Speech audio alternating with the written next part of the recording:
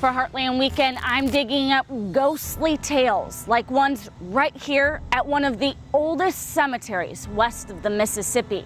Up first on our Haunted Heartland tour, the busy Cape Girardeau Road and the woman that makes it so mysterious. Bloomfield Road has always been said to be the most haunted highway in the state of Missouri, and certainly there's a story of Lucy who was in a buggy and heading down Bloomfield Road on a dark and stormy night. The buggy turned over, she was seriously injured. And we've road tripped to one of the coolest rock formations I know of. This is Tower Rock, a 400-million-year-old rock formation that sits smack dab in the middle of the mighty Mississippi.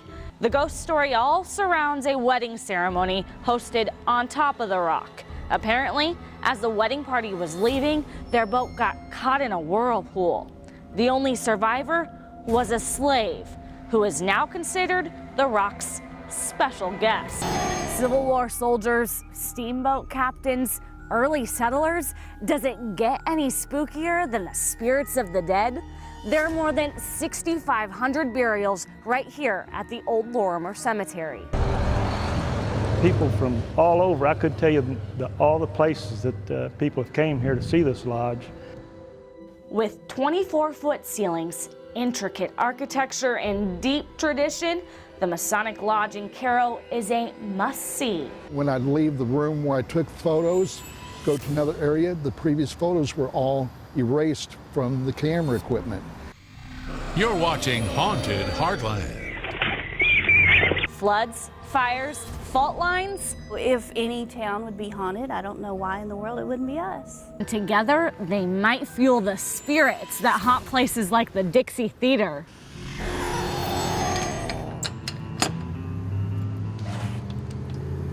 It's one of those buildings that's, I mean, it's just creepy in the middle of the day because it's just pitch black in there. You know, and all old theaters are kind of that way. They're just really kind of creepy.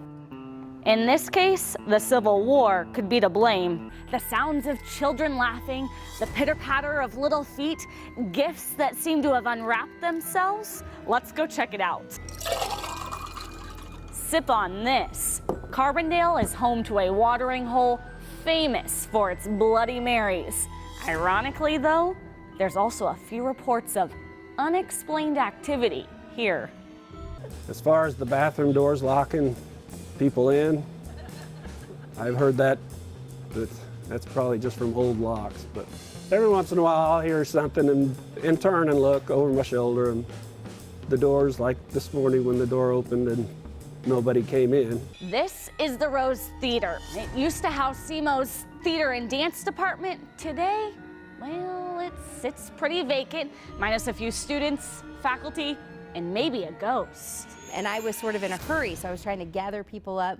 And over on the stairs by D28, the seat that's commonly occupied, you'll notice when I'm running up the stairs in their footage that a little orb suddenly appears, and it stays with me until the top of the stairs. Check out this bubbly brew, the drink that will impress all your ghosts and goblins. We've tried to preserve it, and that's one thing that it's really cool, is that you come in here and you feel like it could be 1942, and this is how it would have looked. It's the same cell block that once housed notorious gangster Charlie Berger. Could a curse of a forbidden marriage be the reason Kaskaskia is the only Illinois village that lies west of the Mississippi River?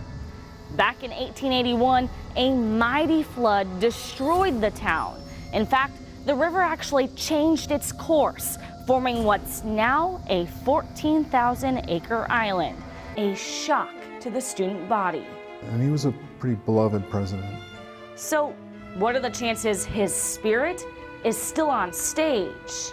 If there is a ghost, it would make some sense that the fact that he was the president of the university and he died at his desk.